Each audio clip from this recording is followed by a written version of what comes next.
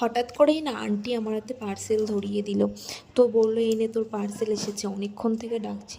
আমি তো মানে পার্সেলটা দেখে অনেকটাই অবাক হয়ে গেছি, কারণ আমি ভাবছি আমি তো কিছু অর্ডার করিনি, আমি একটু রিটার্ন করেছিলাম, বাট পার্সেল কী করে আসলো।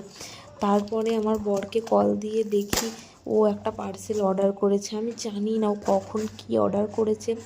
তারপরে পার্সেলটা খুলছিলাম, খুলতে খুলতে ভাবছি কী আছে এর মধ্যে, কী আছে। তারপরে এই যে তোমরা কিছু গেস করতে পারছো এটার মধ্যে কী আছে? যদি জেনে থাকো তো অবশ্যই কমেন্ট করে জানাও। তো এই যে একটা গাছ মানে হচ্ছে, তারপরে আমি প্যাকেজিংটা ওপেন করলাম ধীরে ধীরে। তো এটা মিশোর থেকে অর্ডার করেছিল। আমি মানে দেখে অবাক হয়ে গেছি, মিশোই এত সুন্দর মানে প্যাকেজিং করে পাঠিয়েছে, জাস্ট ওয়াও। মানে খুবই সুন্দর প্যাকেজিং ছিল এর, দারুণ ছিল, কোথাও কিছু ভাঙা কিচ্ছু নয়, দারুণ আউটস্ট্যান্ডিং, এক কথায় 10/10। তো এই দেখো, এটা আমি খুলছি, খুলে হচ্ছে এই যে একটা এর মধ্যে কন্টেনারও দিয়েছে মিডিয়াম সাইজের।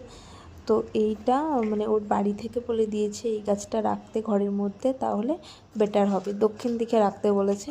তো সেই জন্য এই গাছটা অর্ডার দিয়েছে।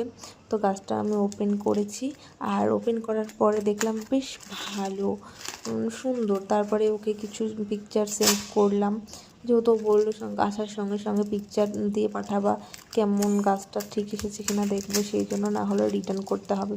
তো গাছটা এত সুন্দর এসছে, আমার তো খুবই পছন্দ হয়েছে। এত কম প্রাইজের মধ্যে এত সুন্দর একটা গাছ, এক কথায় অসাধারণ।